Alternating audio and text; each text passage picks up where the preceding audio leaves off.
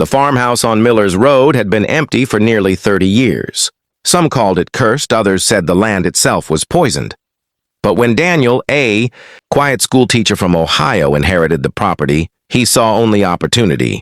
He told himself the whispers in town were just superstition, a way for locals to keep outsiders away.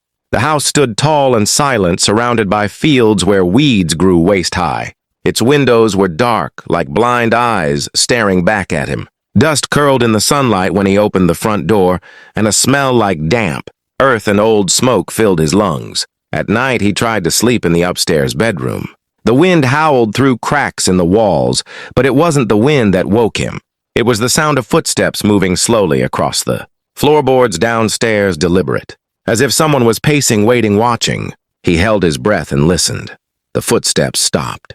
Then came 3 sharp knocks on his bedroom door. Daniel froze, staring at the bedroom door. His heart pounded in his chest, and he tried to convince himself it was just the house settling. But he knew old wood didn't knock on its own. He whispered into the dark, "Who's there?" No answer came. Only silence so heavy it felt alive. He reached for the lantern on the bedside table. His hands shook as he lit the wick. The glow spread across the room, but the door was still closed, untouched. Slowly he stood and stepped toward it. Each board beneath his feet groaned like a warning.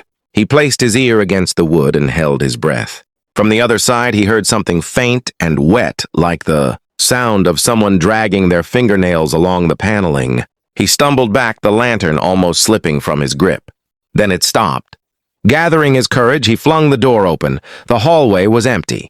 Shadows stretched long across the peeling wallpaper. He called out, "Hello!"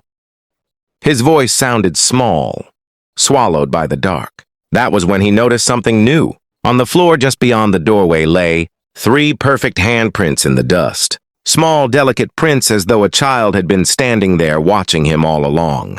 A chill swept over him. He had not seen a child on this property, nor had there been any children here for decades.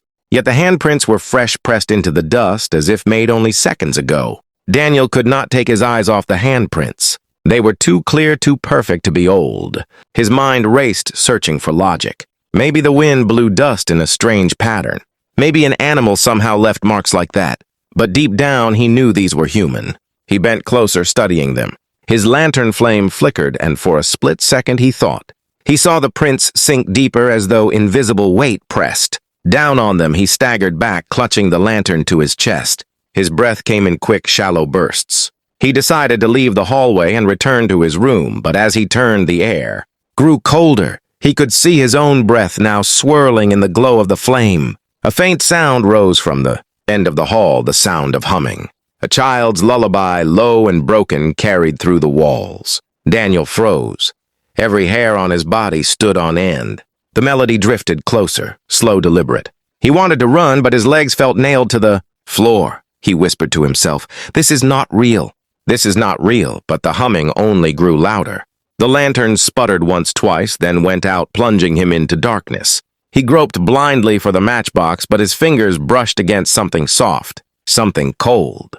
The touch was not wood or fabric. It was a hand, small and ice-cold, gripping his wrist. He gasped and yanked away, stumbling backward. The humming stopped abruptly.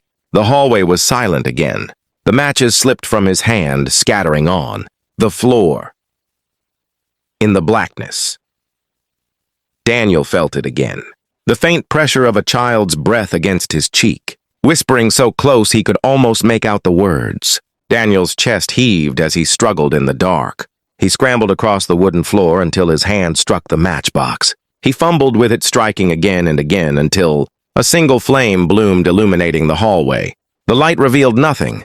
No figure, no child. Just the same peeling wallpaper and sagging floorboards. Yet the 3 handprints in the dust were gone, wiped away as though they had never been there. He lit the lantern again and forced himself to breathe. The humming was gone, too. The silence was worse than the sound. It pressed against his skull, suffocating him. He decided to leave the house entirely and make for the barn outside. At least there he would be closer to the open fields, closer to escape. But when he reached the front door, his stomach dropped. The chain lock was fastened tight from the inside. He swore under his breath because he knew he hadn't touched it earlier. He had left the door open for air before turning in for the night. Something had locked him in. He rattled the chain, trying to break it loose. The metal clanged through the empty house, and in the echo, he heard something new. Footsteps from upstairs. Slow, deliberate, dragging across the floorboards above his head. Daniel froze, staring upward. The footsteps paused as if aware of him. Then, after a long, dreadful silence, came the sound of running. Pounding steps racing straight for the staircase. The old wood shook with every impact. Daniel clutched the lantern, his mind screaming at him. To move. The first step creaked under unseen weight. The second groaned louder. The third cracked as though straining under someone heavy racing down toward him. Then the sound stopped halfway down the stairs. Hanging in the silence like a threat, Daniel raised the lantern toward the stairwell. His voice trembled. "Who's there?" The flame flickered, and in that wavering light he saw it for the first time. A figure crouched low in the shadows halfway up the stairs. A pale face barely visible, eyes wide, unblinking, reflecting the lantern glow. It did not move. It only watched him. The figure on the stairs stayed perfectly still, Daniel's. Hands shook so badly the lantern swayed, casting long shadows across the walls. The pale face never blinked, never flinched. It was like a mask carved out of bone, watching him with inhuman patience. Daniel wanted to shout, but his voice died in his throat. He could only whisper, "What do you want?" The silence that followed was unbearable. His ears strained for any sound. The ticking of the lantern, the thud of his own heart. Then the figure moved. Not down, not away, but sideways, sliding along the staircase railing without a single step creaking. Its body shifted, too fluid, too unnatural. The pale face tilted as though it were studying him. Its eyes reflected the flame like glass. Daniel's instincts screamed. He staggered back, fumbling toward the kitchen. The figure remained at the stairwell, never leaving the shadows. He slammed the lantern on the counter and grabbed the old hunting knife left by the previous owner. He clutched it so tightly his knuckles burned. The house groaned. The air grew heavy with the stench of damp earth, and something metallic like rust or blood. Daniel gagged, trying to steady himself. He forced a breath and shouted, "I am not afraid of you." His words echoed hollow and weak. The silence broke. A chorus of whispers filled the house, voices overlapping high and low, murmuring in a language he could not understand. They bled through the walls, the ceiling, the floor. It was like standing inside a hive alive with sound. Daniel covered his ears, but the whispers burrowed straight into his mind. He staggered against the counter, shaking his head. The lantern flickered again, and this time the light dimmed to almost nothing. In the near darkness, he saw movement at the doorway. Not one figure now, but several. Pale shapes lining the hall, their heads bent at unnatural angles, shoulders twisted, bodies half-formed. They stood like broken mannequins, breathing in unison. And from the stairwell, the original figure stepped forward slowly, at last revealing itself. Its mouth opened wide, too wide, and in a child's voice that did not belong to its body, it whispered, "Daniel." Daniel stumbled back, his knife raised, though he knew steel could not protect him. The figure kept moving closer, its mouth still stretched unnaturally wide. The child's voice that poured out of it was soft, almost mocking, repeating his name again and again. "Daniel, Daniel, Daniel." The other shapes in the hall began to twitch their heads, jerking side to side as though something was winding them up like broken dolls. Their whispers rose higher until they became a single deafening roar. The walls trembled, the glass in the windows rattled, and the lantern. His flame finally died, leaving the house in choking darkness. Daniel's breath came in short bursts. He backed toward the front door, praying he could make it out. His hand found the knob cold as ice. He twisted and pulled, but it would not budge. It was as if the wood itself had sealed shut, keeping him trapped. Behind him, footsteps dragged across the floor, slow, deliberate, heavy. They were no longer hiding. No longer shadows. These things wanted him to know they were real. Daniel spun his knife wildly in the dark. He screamed, "Leave me alone." The sound echoed but was swallowed by the whispers that now pressed against his skull like claws digging deep. He could feel them crawling through his thoughts, planting words that were not his own.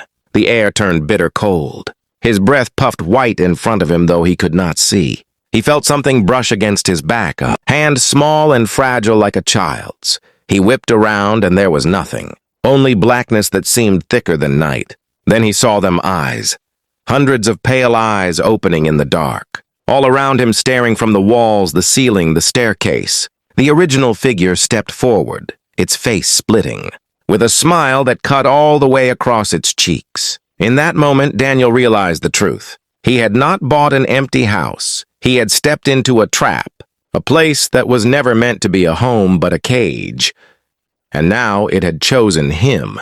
Daniel screamed, but no sound came from his throat. The walls shuddered, bending inward as if the whole house was alive and breathing. Shadows stretched out from the corners, wrapping around, his arms and legs dragging him toward the floor. The rusty knife slipped from his hand and vanished into the dark. The whispers became screams, loud and endless, filling his skull with unbearable pressure. He turned toward the mirror one last time and saw his reflection, smiling calmly, its eyes empty black hollows. The reflection raised its hand in a slow wave before stepping out of the glass, completely whole and alive, while Daniel was pulled beneath the floorboards. The lantern gave a final flicker before everything fell silent. The house stood as it always had, quiet, abandoned, waiting. Its windows looked out like empty eyes searching for the next visitor to claim. And on stormy nights, the neighbors say, you can still hear Daniel's voice crying from the walls, begging for someone to set him free. If this story gave you chills, hit subscribe for more haunted tales like this and never miss the next nightmare.